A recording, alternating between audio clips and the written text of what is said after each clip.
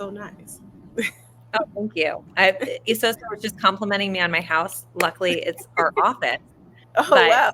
designed it to be like a house because I really wanted it to feel homey because I think that's really Nice. important when coming to an office. Anyways, we are live and I can't wait to have this conversation with Esosa. We had originally connected back in the depths of the pandemic. I think it was 2020. So Yes. I can't wait to dig in with her because we are so mission aligned as organizations. And before I really get into her background and all of the incredible work that she's doing, a quick note on our latest and greatest tech cohort. Um, Obviously, the numbers are incredibly bleak when it comes to women in tech, and that's why Esosa does what she does. And that's why we are creating a specific cohort to go deep for women in technology so that they're able to find one another so they can help with those shortcuts when it comes to thinking about product market fit, to go to market strategy, to how do you hire a CTO if you're a non-technical founder, or if you are an engineer as your background, how do you think about building the business around you and hiring a team and managing and thinking about, as I talked about, but marketing on an ongoing basis in addition to the go to market strategy. So, lots of things that we will touch on inside of the cohort. So, definitely sign up. I will put in the comments when the application deadline is, but we are currently live with those. So, definitely check it out. Again, that's 10th House. I'm Allie Wyatt again. I'm the co founder and CEO of Female Founder Collective and the 10th House in the North, which is our expert advisory platform. But without further ado, can't wait to talk about Esosa because that is why we are here today. So I'm going to give a little bit of background on her. Esosa Ighodaro is the co-founder of Black Women Talk Tech, the organization that aims to identify, support, and encourage Black women to build the next billion-dollar business. Black Women Talk Tech is the largest collective of Black women tech founders, therefore bringing a unique understanding of the challenges Black women face and the advantages they bring to the tech industry.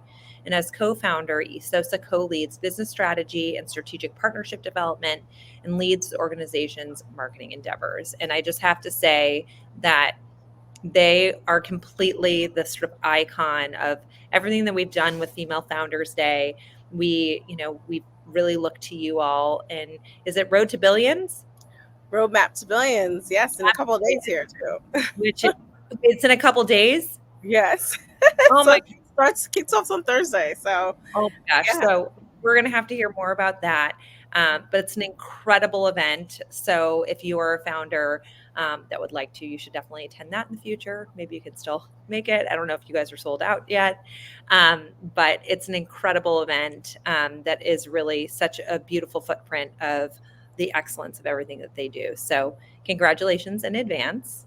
Thank you. And I'm going to dive in with my first couple questions, which is I actually had read about your background, and I tend to find that there's a lot of really interesting lessons that people coming from immigrant households have learned that they then apply to being in business. So, my question for you is what do you think coming from an immigrant household taught you and that perhaps helped you to become successful and ultimately an entrepreneur?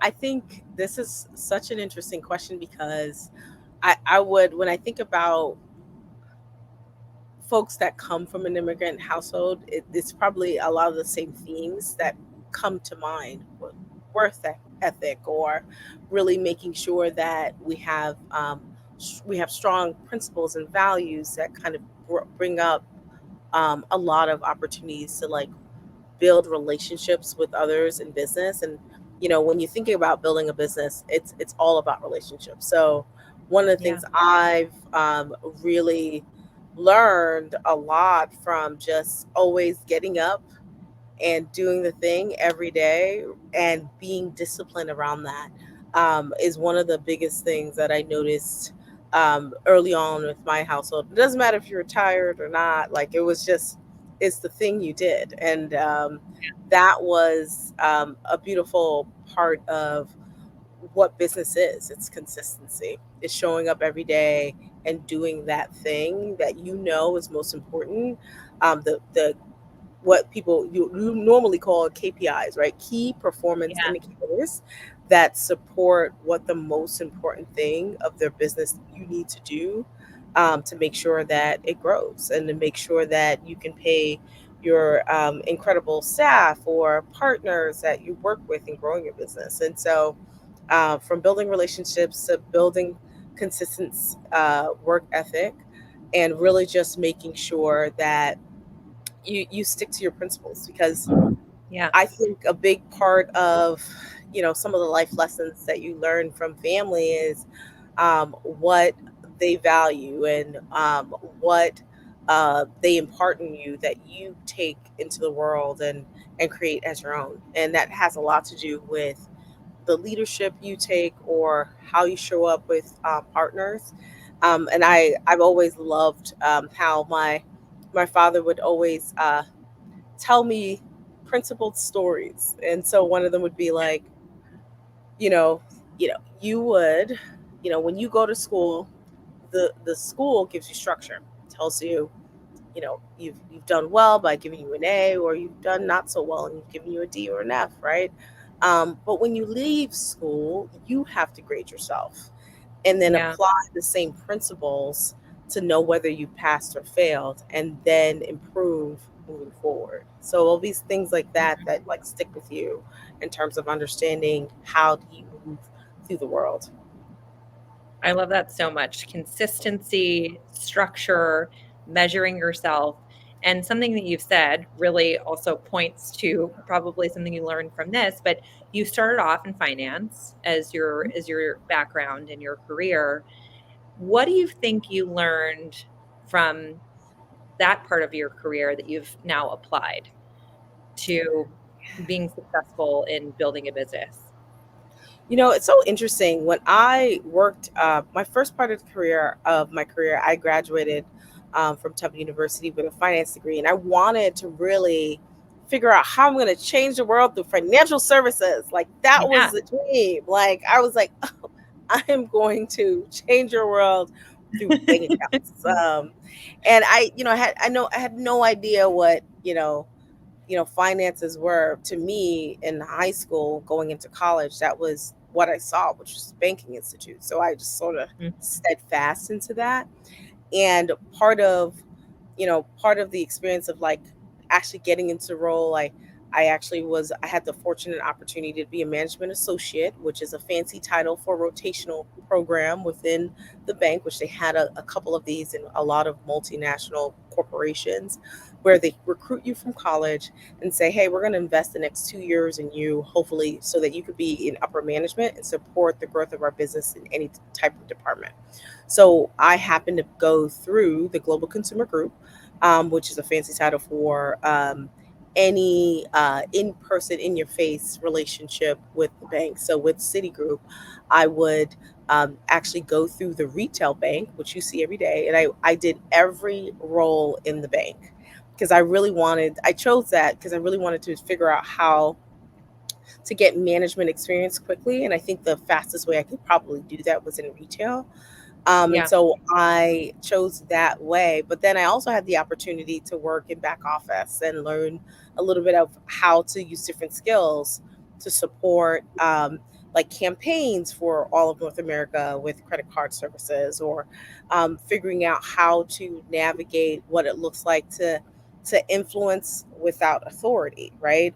Yeah. Or pulling different skill sets that allow you to take some more things with you as you go through this, road called life, right? And so one of the interesting pieces that I found that I learned on the job is, again, I really like business for me is relationships. Like, so, and whether that's the relationships that you have with your internal team of who you build with around you for your business, or external, who's your customer.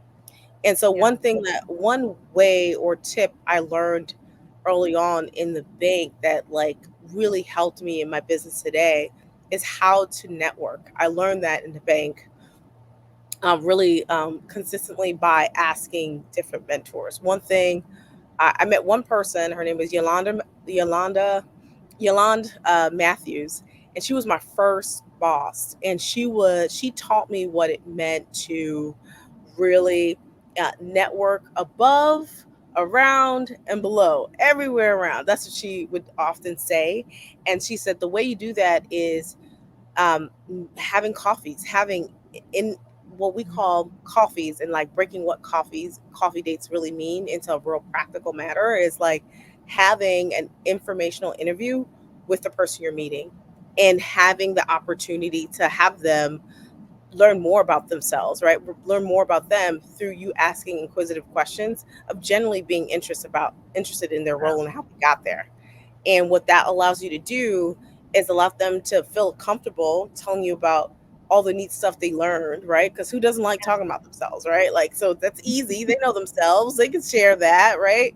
And then at the end of the day, um, telling them a little bit more about what your goals, especially if you're prescriptive around what you know, what you want in the short term and long term, and say, Yeah. hey, I see you're in this role. Is that, do you think this would be a right fit to kind of do something around what you're doing, or do you know someone who would be a better match for me to talk through this? And you always end with that ask, a request to meet two more people that you know in your network, and that's how you start to build those relationships. And I ended up having, so Everybody it's take note because this is great for fundraising. exactly. This Right? is exactly the strategy I use to fundraise. The exact strategy I use to sell and get more business. Literally the same exact strategy over and over again, rinse and repeated every Yeah. time. Because again, you're just meeting people, finding the unique thread through line, and then asking for referrals. And that's the best way. I went from someone who had zero network, I had no network in financial services, to having over 200 people in that time span of me being at Citigroup for 7 years, that knew me intimately because I kept a nice um, uh, cadence of meeting and connecting with them. And so I did that same thing when it came to, again, fundraising, like trying to like going in, jumping from finance to technology and not having any network again. And so that's a big part of what I learned in financial services, because like we were selling checking accounts, like you know, there was nothing sexy about selling a checking account. So it has to be something else. It has to be Yeah. a building a relationship of things that, what can this get you? What is something else that we can do that can offer you? You know what I mean? So it's a very interesting space of where I learned the most about how to strategically and tactically build relationships. That was just about the last thing I thought you were going to tell me, Sosa, is that you learned about relationship building and finance. But what an incredible thing, again, for everybody to think about as you're sort of strategizing and you're thinking about networking. I think so often founders diminish how important that is in building a business, and it's so true. It's all about relationships. But I love how in interviewing people and collecting information about them, then I think it becomes less of an onus. On a lot of times women are afraid to ask for money. When you're in that position where you just want to learn about those people, go into it with the intention to learn about them and build a relationship that's genuine and authentic. And then you're right, find that through line. And it's using that through line as the sort of connective tissue to the sort of favor that you ultimately ask them, that at the end of the day, they feel good about too. So love that Exactly. so much. I want to talk about Black Women Talk Tech now, Mhm. because ultimately you founded that. I want to know why, and then and how you launched it. How did you think about launching that into the world with success? So, great question. I actually, was working for Citigroup. I really enjoyed the time I was there, and then I got really bored moving from retail to back office, and like starting using the strength of campaign management. Although we had a lot of influence and talking, and we made the most money for the consumer bank on that side, it was just dry as I was crying bored. Like, Yeah. so I was like, I needed something more challenging. And so everyone kept talking about this new app marketplace that's on this iPhone thing, and that's how long ago I started. So it I was was gonna say on this iPhone thing, was it then? yeah, When was it? it was like so we I started working on ideas around like 2011. And Mhm. so it was, iPhone was introduced. They introduced the app store a few years later, and everyone started building on it. And I was like, oh, what is this? And I had a friend of mine one friend that worked at Microsoft, and he said he was going to leave his job at Microsoft and work full time building apps. And I was like, what? Building apps? Like, what is that? What do you mean by this? It's like, oh, I'm like reskinning gaming apps. What are you saying? Like, what does that mean? And so he would essentially get the base of an app game, like let's say Temple Run. This is like old Yeah. school, or Angry Birds. I mean, you might remember that, but Remember the Sacred Birds movie we made about it? um, exactly right. So they would take that and like they would just like redesign what that the cover page would look like, but it would still function the same way an Angry Birds or um, a Temple Run would Yeah. operate. So like maybe it's Candyland and now it's all candy characters or something like that. But he would do a bunch of these kind of games and he was killing it. He was like making a Yeah. ton of money doing it. And I was like, oh, that's so cool. I'm curious about, what other applications are interesting to like do in that space. And so I started like learning how to reskin apps because I begged him to create a course on it. And we paid him to learn more about that. And so that's what was my first foray. And then I was like, okay, what else is there? And I started exploring it more and going to conferences like Internet Week. That's back in the day. It's no longer here in New York, but I think it got sold to advertising. But it was this foray of like discovering what's happening in innovation and technology at the time. And so I was so like excited about that space that I wanted to sort of figure out how I can build something. And as I was like being curious about it, I met this really interesting stranger on the subway who I ended up starting a business called Cosign 6 months later. And the company was called Cosign because we essentially created a really unique way of solving the image recognition problem. So we were doing computer vision way too early in the month. Okay, oh my gosh, very early for Very, very children early. software. Yeah, we were doing it machine learning and AI way early, like 12 years ago. So at that Wow. time, the people who were building technology in that space were using like mechanical Turks, which are essentially people in other countries tagging products within images so that there's metadata a hinge to that image or photo, and then we would train our AI or machine learning to kind of identify or get used to knowing that this is a cat in this image, right? Many times. So that way, and in different images, so that we can train the model to be able to identify, like at the time, right? Facebook, you can Yeah. identify a person, but you can identify a product. And we're like, we can solve that problem. Let's go after that problem. So we decided that idea was cosign. And so the idea was for you to be able to tag products within images you shared on social media. And then once someone clicks on that product as a recommendation and they purchase it, you got a commission. So we incentivized you to tag the products for us instead of paying millions of dollars to Mechanical Turks. And so that was so novel about our idea. And then we were also the first buy button on social media. So we were Wow. able to allow people to buy through all the different platforms at the time, being able to do that through our app. And at the time, we were again just I didn't understand market timing. I didn't know any of that, so I was just building stuff because I thought it was just following my curiosity, and I thought it was very interesting. And so when I was trying to like figure out how to fundraise, how to hire all the stuff, I was like, oh, buddy, this is not for the faint of heart. Okay, it was grueling, and so And as did I you was going, fundraise for Cosign? I did. I ended up raising 1.4 million, and for me then that was unheard of for sure. And it's because I didn't really know. I didn't really know You what I didn't was know doing. what I that didn't sounds understand. like.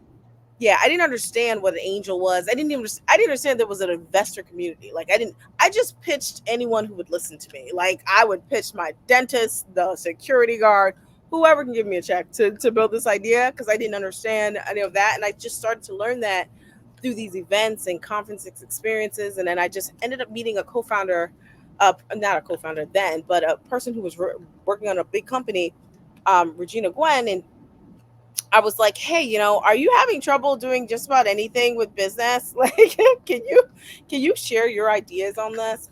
And she was like, "Yeah, I'm having the same issues." And so we decided to like create a 1 day experience where we just invite experts every hour and to talk about any part of the business scaling process from um, fundraising to what tech stack to build on to go to market strategies, market, all the fun stuff around technology that we were just like building as we go. And that was the start of Black Women Talk Tech, where we a week before the event we sent an email saying, "Hey, anyone interested in going?" We had like 15 spots because we just had like a small conference room at Google, and for the first one, and we ended up getting 300 people wanting to join us that day after 1 week notice from across the country and Canada. And I was like, "Whoa, And how there's a lot of." many people did you send emails to? Because that's an Honestly, incredible it was response nuts rate. because I sent it to like 50 people, and then the problem was they kept sending it to people, and then I kept getting it back to me, so I knew it was moving. Yeah, because they were like, "Hey, you should go to this," and I'll be like, "You know what? I'll be there," because they didn't know I was like creating it. I just found a critical mass of Black women trying to Yeah, build technologies companies in a big way, and not really having a network, not really having a sense of direction on how to do this, especially on the East Coast. Back then, yeah, there wasn't really a tech community on the East circa 2012. Like it was just virgining, so it was really early on the East Coast side, and so there wasn't a ton. We had like maybe one or two groups that made it make Sorry. sense, but for the most part, it wasn't a ton. So we started Black Women Talk Tech and Roadmap to Billions as our first conference series to help with the mission of helping Black women build the next $1 billion tech or scalable business. And it was one of the spaces where we knew intimately the challenges we were facing because we were in it every day and wanted to surround ourselves with a community of entrepreneurs that can we can peer mentor, we can get connections from, just like the Female Founder Collective, like really, because entrepreneurship can be very lonely and beyond stressful, so you want to be able to have someone to ever like you know toss ideas, complain, vent. Like you need Yeah. an outlet. And And do the vetting for you too, right? yeah, yeah, absolutely. Like even recommendations to what vendors not to waste your time with, and who's sexist, and who Yeah. is crazy. Like just like who not to It's deal with. so true. Like it is nuts. So that's how we started the then like just 15 people that we ended up fitting like 50 people because there were so many people trying to join. So now we're about 1600 that we welcome annually to our conference in New York City. um, this year we'll be at the Brooklyn Navy Yard May 16th through the 19th with tons of content and exciting experiences for those involved. We always love to design an experience that feels like a hug because we know it's hard. But if you have people rooting for you and really wanting you to win, and they show up for you in that way at the event experience, it's like no other. It will keep you going for another 2 weeks, 2 months at the very least. What are some of the experiences people can have at the event? And then I want to hear about that. And then I want to definitely go a little bit deeper on the funding aspect because I think so many, it's like for technology businesses, you almost always have to raise capital, one. And the other thing is that I want to hear how you applied your initial approach and maybe some of the lessons you learned from that and what you recommend for founders. But first, let's talk about Roadmap to Billions. The link is in the comments for those of you who want to join. I want to hear a little bit more about what people will find. Yeah, so the way we designed the experience this year is that, well, in the beginning, we always do like a nice little social event. Yeah. Last year we did a roller skating rink, and Fun. people found their booty, and it was fun and hurtful for others. By the But way, I was gonna say, I thought that I like used to go to roller skating parties as a kid. I don't know if I'm dating myself, but like we would do East Side, West Side. I don't know if anybody else oh, had this nice, growing nice, up, yes, yes, yes, yes. but anyways, I went roller skating like 5 years ago, and like thought that I would just jump back in and Right. flat on my tush, and so Ooh, it's goodness. not that easy. Oh, it is not. And we Kidding. there was a lot of people kissing the ground for Yeah, sure. It was quite the experience. But we tried to do like something fun. The year before that, we did a pajama jammy jam. This year, we're doing an old fashioned meetup. Like yeah, everyone's welcome. You can bring a friend. It's like no pass required. Just meeting with the community at large. And then the next day, we get into the content where you'll need a pass, but we'll have so much opportunity for you to learn more about how to truly scale your company. We really go into the pressing matters of the heart that our community is asking for. So, like building like a sustainable funding path, right? Because sometimes, because critical critical to growing and scaling your company is capital. But as you know, the funding um, percentage that actually go to women or women of color, primarily Black women, is abysmal. So we have to figure out other ways to scale of alternative fundraising opportunities that will make it make sense, right? For you to grow and have an opportunity for success. From also just like optimizing how do you leverage AI powered tools for to make you more yeah, productive as an entrepreneur. Because I think one of the biggest things that was a challenge for me transitioning from being an employee and going into being a full-time founder was how to manage my time. When I was starting, yeah. I started being a founder while I was working full-time. Even though I had licenses, I just had to declare what I was doing. I i found it really much easier to manage my time because from this time to this time I had working hours, and then after that I had 4 hours to make it count. Once I left my 9 to 5 and did it full time, I, I had so many things that distracted me on my process. I didn't really understand what were the key things I need to work on now versus later, and so I just started getting really distracted and wasting time, money, and effort, Lord. Like, so I was trying to really make it make sense. And I like a lot of the tools today with Gen AI make some of the stuff that takes hours to do, you can do in 20 minutes, and it's incredible. So we're going to break down what that looks like. Like, Any quick tips though for people that are listening today? A couple I mean, tools, little there are so many tools. Like, I love, like, I'm always presenting. So yeah, I need to come up with a slide deck really quickly. So I love using the Gamma app. I don't know if anyone uses that. It yeah, is like love it. amazing. You can do one line prompt and it will give you a 10-page document of whatever Woo. you need in like clean design. And then you can actually pull it and add additional things if you want to. It is great. You can do that with websites. It can do all sorts of things for you. If you were trying to create, like, let's say a service-based business, you wanted to create a consultancy today, 10 minutes. You can do that with Durable Dot Co, which is an AI company that creates a website in 30 seconds. And then you can just refresh the Wow. colors if you want to quickly. And Does there's it an do old like a fashioned. custom style guide for you or no? It's Yeah, not so that deep. they have options. As soon as you do it, you can customize the colors, the fonts, the whatever you'd like Yeah. really quickly.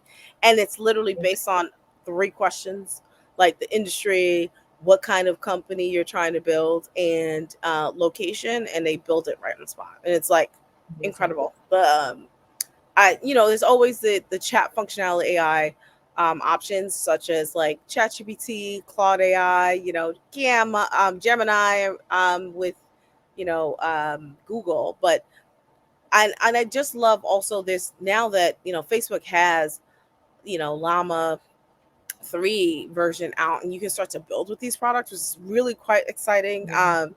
Not to get too technical, but like, it's just a wonderful world. What a time to be an entrepreneur, Yeah. where like there's a lot of opportunity at your fingertips to like really, I mean, like Gen AI and Open AI is like so game changer. It's like it's bigger than the internet. Like it is truly quite the testament. Like if I were building what I was building like 12 years ago now, like it'd be so much easier, Right. like it's a lot of opportunity there. But anyway, we'll be talking all of that and more: fundraising, ops, all the things you need, want, and love at the conference experience. Then we have a pitch competition.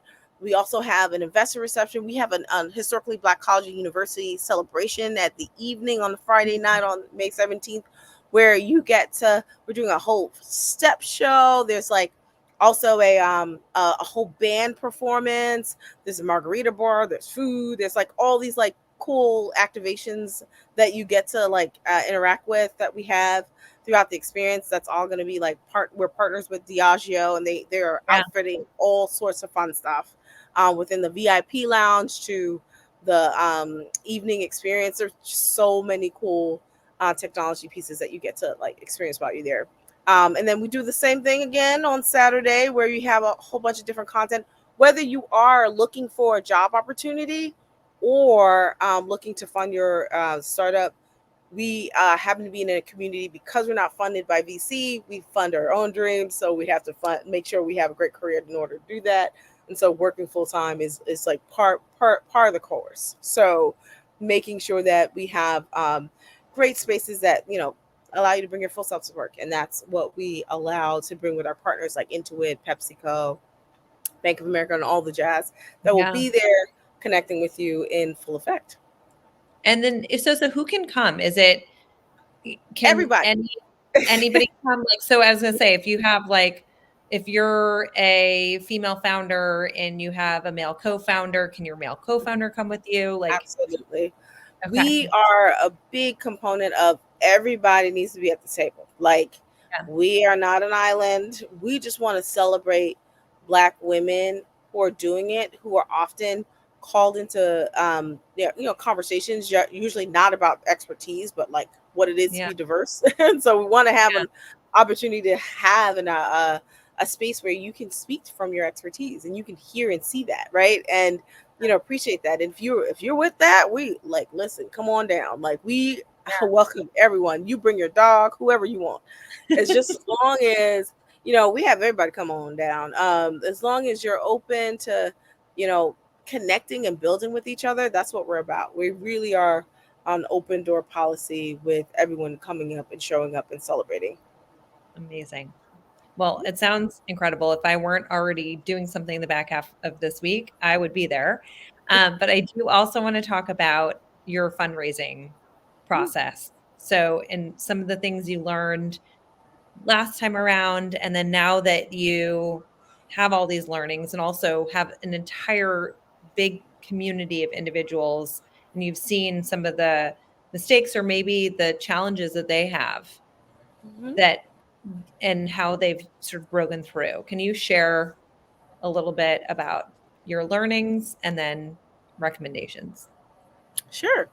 So I'd love to share some of my point of view when I was fundraising and what I think differs from today, and then also Yeah. just sharing like what we've seen in our community and what has worked.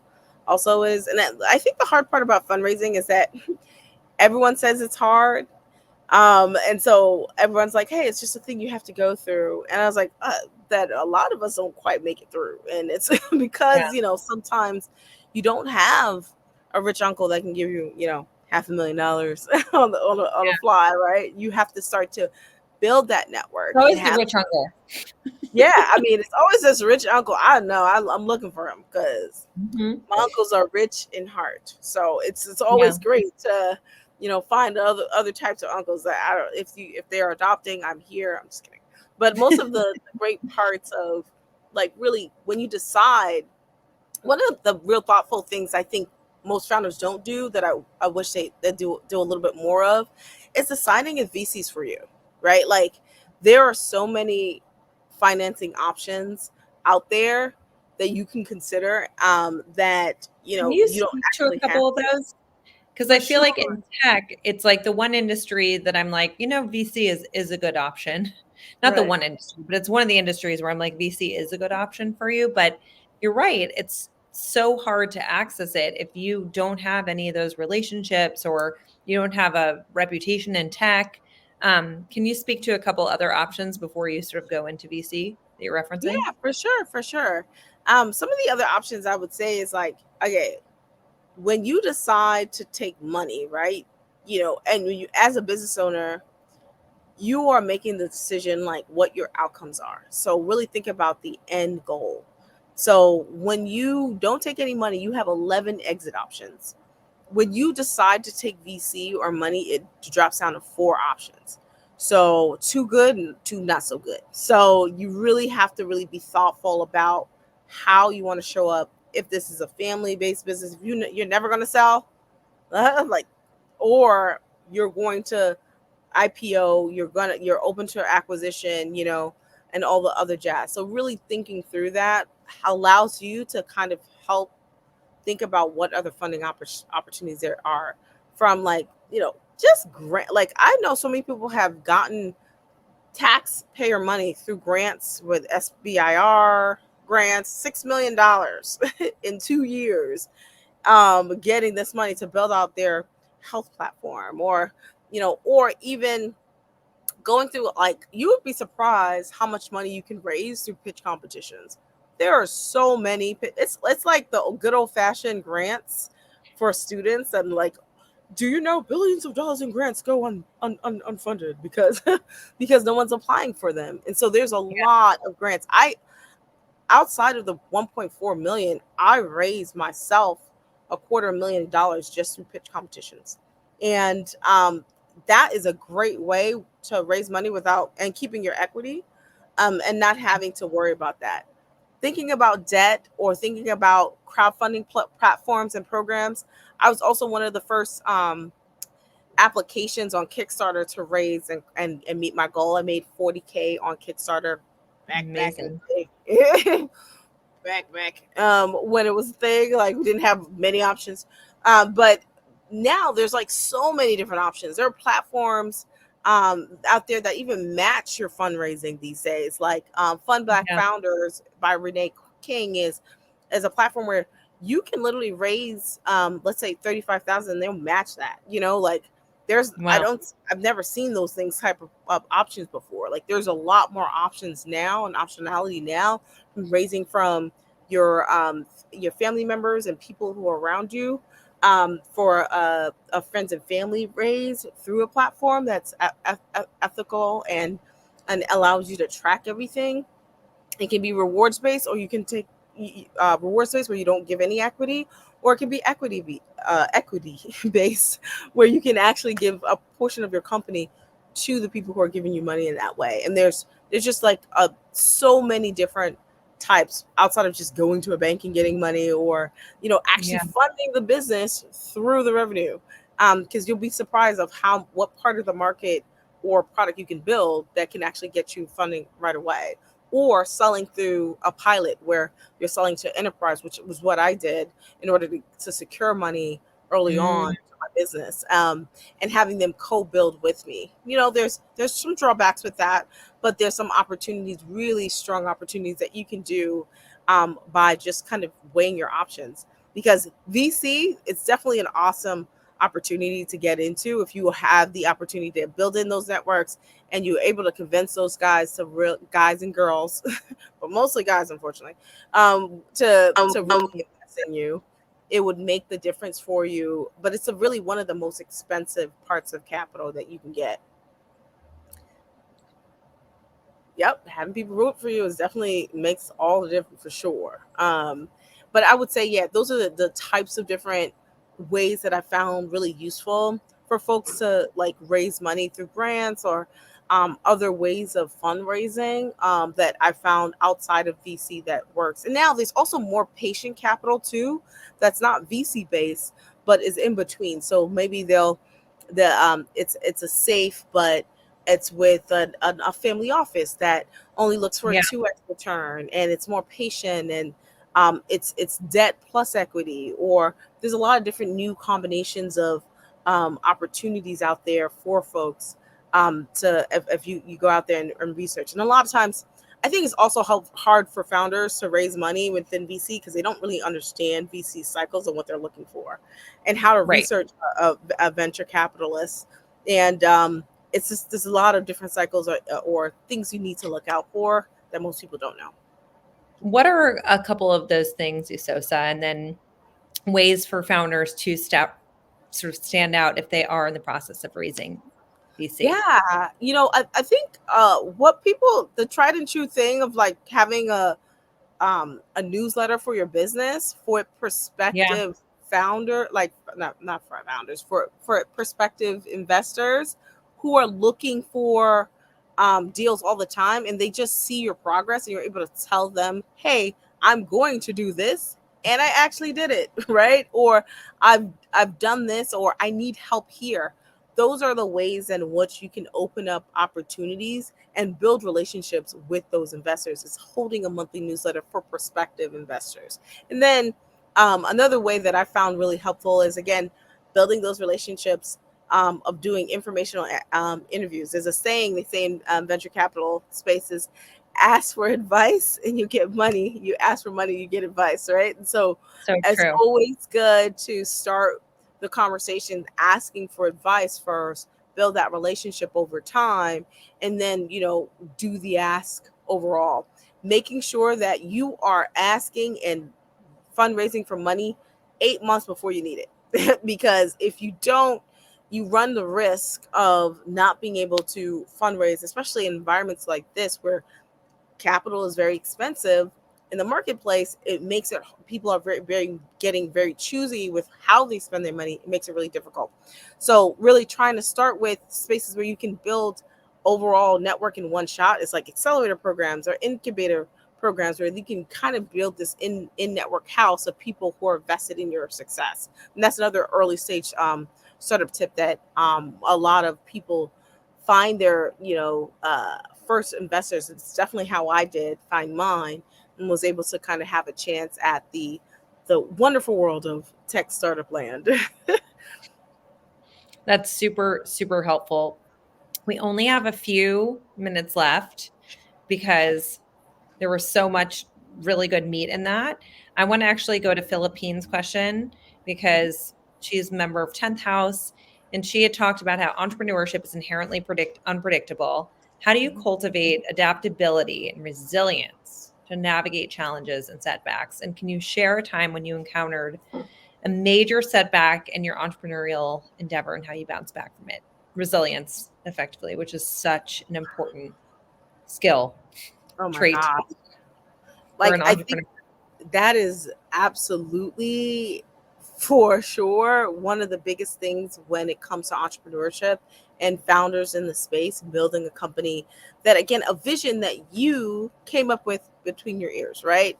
And you Yeah. have this big bullish idea of how the future is going to work with how you see it.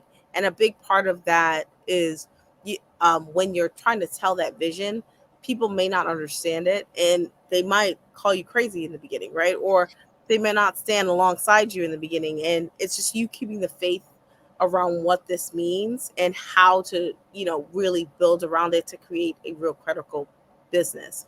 And I think a big part of that for me also, even with just building Black Women Talk Tech, we've definitely had our fair share of pushbacks, especially, with the appeal of affirmative action just last year in the summer really affected how we partner with multinational corporations, how people view us, if they're open to like even allowing to connect with us. And that's been a real challenge for us internally and showing up as how we do for women of color, primarily Black women, who we know are disadvantaged in certain spaces, and wanting to build a more equitable space for them.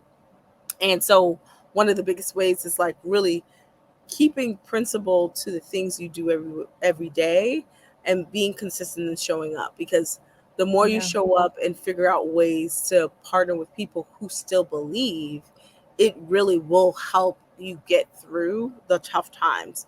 And really making sure that community led effort still exists around you, because I think, a lot of times of what makes it harder for entrepreneurs is that they're in a vacuum and they're just Yeah.